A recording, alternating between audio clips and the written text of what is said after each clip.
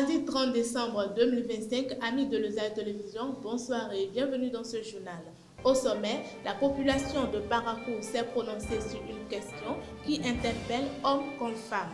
La femme doit-elle participer à sa propre dot? Une question qui a suscité plusieurs réactions.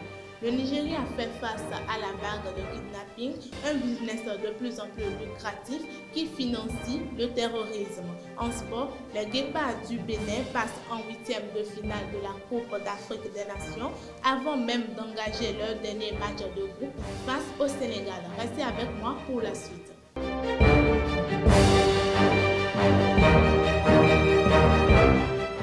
Rebonsoir à tous. La dot, un acte symbolique et de respect dans nos sociétés, continue aujourd'hui de faire polémique. Une question divise particulièrement les opinions. La femme doit-elle participer à sa propre dot? Pour certains, c'est une responsabilité partagée. Pour d'autres, cela va à l'encontre même des valeurs traditionnelles. Entre tradition et réalité économique, les avis sont partagés. Suivez-les au micro de nos reporters. Non, ça ne se fait pas. Traditionnellement, c'est l'homme qui vient doter la femme. Vu que c'est lui qui dote la femme, c'est lui qui est censé aller chercher ce qu'il faut pour venir prendre la femme dans sa famille. Ce que nous on nous a enseigné, c'est l'homme qui paye la dot de la femme. Vraiment, je trouve la question tellement drôle. Parce que surtout, pour le contexte africain, parce que nous on est africains, je ne trouve pas cela logique que la femme participe à sa dot ou qu'elle finance sa dot. Selon moi, là, oui, je peux contribuer. Je peux. Parce que c'est lui qui veut me marier.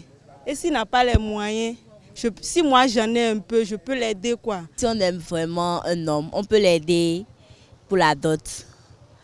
Bon, parce que c'est pas, il y a certaines dots là, les hommes ne sont pas en mesure de tout faire. Il faut quand même la participation de sa partenaire. Moi, je vais dire, elle ne doit pas, mais elle peut. Une femme peut le faire, mais ça doit être consentant en fait, entre les deux, peut-être avec son homme. Mais de ce côté, toutefois, il peut le gérer entre eux, mari et femme, mais pas forcément avec les parents. La femme doit participer à sa propre dot, mais elle ne peut pas montrer qu'elle participe à ça. Elle prend l'argent, elle donne ça à son mec, genre caché quoi.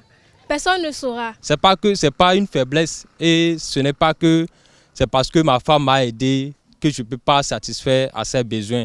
Déjà, la dot, c'est un truc qui a été instauré depuis très longtemps. Et ce sont les familles qui prennent la dot. Donc, si c'était la femme qui prenait la dot elle-même, elle pouvait contribuer en aidant son futur mari. Mais ce n'est pas un truc qui doit être fait. Elle ne doit pas participer puisque c'est lui qui vient la chercher au nom de la famille. Il y a la famille qui exagère trop. Donc, la famille exige assez d'argent pour l'homme. Ce n'est pas une obligation, mais c'est un acte symbolique.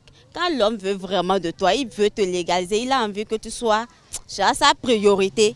Peu importe c'est combien, il est prêt à négocier, il est prêt à se battre pour donner ce qu'il faut. Oui, ça c'est vrai.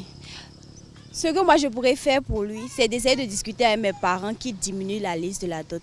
Même si au moment où la femme participe, elle dit que cela ne la dérange pas. À un moment, quand il y aura de petits soucis dans le foyer, elle va dire mais c'est moi j'ai cherché. Tu n'étais même pas capable de me valoriser auprès de ma famille. C'est moi, je t'ai couvert. Un bébé abandonné à la naissance a été découvert vivant dans des toilettes dans la nuit du dimanche 28 décembre 2025 à ce lundi matin dans la localité de Maréboro. Alertées par la situation, des femmes présentes sur les lieux ont porté secours au nouveau-né avant de le conduire en urgence à l'hôpital de Boko.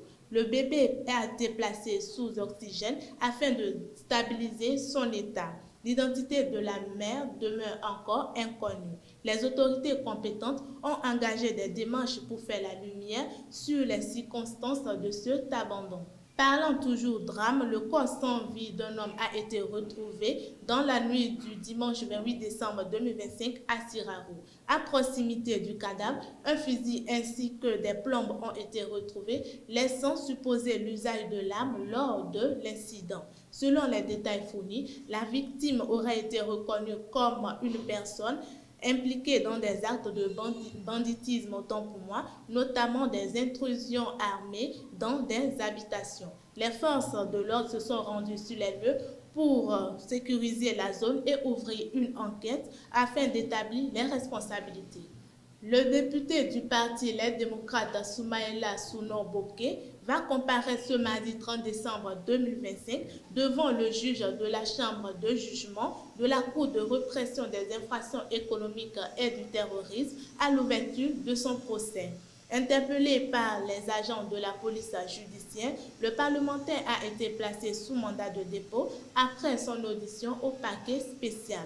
L'élu de la 2e circonscription électorale est poursuivi pour harcèlement par le biais d'une communication électronique et d'incitation à la rébellion. Le dimanche 28 décembre 2025, l'église catholique de Djibé Aga, dans l'arrondissement de Glodjibé à Abomey-Calavi, a accueilli la dernière séance de collecte de sang du projet annuel des religieux camiliens intitulé « Spéciale fête de fin d'année, don de sang ». L'initiative a été menée par l'Office provincial du don de sang des religieux camiliens en collaboration avec l'hôpital La Croix de Zinvier. La collecte a mobilisé de nombreux donneurs issus des différents sites en présence des leaders locaux et du curé de la paroisse, le révérend Père Baguedi. Hors de nos frontières au Nigeria, le kidnapping devient de plus en plus un business florissant pour les ravisseurs. Le dernier événement a fait les gros titres est l'enlèvement de 28 personnes qui voyageaient dans l'état du Plateau ce dimanche 28 décembre. Leurs proches ont fait savoir que les ravisseurs demandent l'équivalent de 880 € par tête pour leur libération. Lors de son discours de fin d'année, ce mardi 23 décembre 2025, le directeur du Centre national de lutte antiterroriste a regretté que le paiement des rançons demeure une source importante de financement pour les groupes terroristes qui opèrent au Nigeria. Le dépouillement se poursuit en Guinée après la présidentielle de ce 28 décembre. Un peu moins de 7 millions d'électeurs ont été appelés à choisir leur futur dirigeant pour mettre fin à 4 années de transition. Déjà, la directrice générale des élections, autant pour moi, a estimé le taux de participation à 85% des inscrits. Mais les grands acteurs de la scène politique guinéenne, en exil ou en prison, parlent plutôt d'un boycott massif. En RDC, le porte-parole des FARDC, le général-major Sylvain Ekange, a été suspendu de ses fonctions le lundi 29 décembre 2025. Cela s'est fait suite à ses propos tenus ce samedi 27 décembre 2025 à la télévision publique. Il a évoqué une supposée, autant pour moi, stratégie d'infiltration du Rwanda qui pourrait passer par des relations familiales ou matrimoniales, citant clairement les femmes tutsis. Des déclarations jugées injurieuses dans un contexte de conflit avec la FC M23 dans l'est du pays. Dans un communiqué, l'armée condamne les propos du général qu'elle juge incompatibles avec les valeurs républicaines et les missions constitutionnelles dévolues aux FARDC. En sport, les Guépards du Bénin se sont officiellement qualifiés ce lundi 29 décembre 2025 pour les 8e de finale de la Coupe d'Afrique des Nations Maroc 2025. Ceci avant même de disputer leur dernier match de groupe face au Sénégal.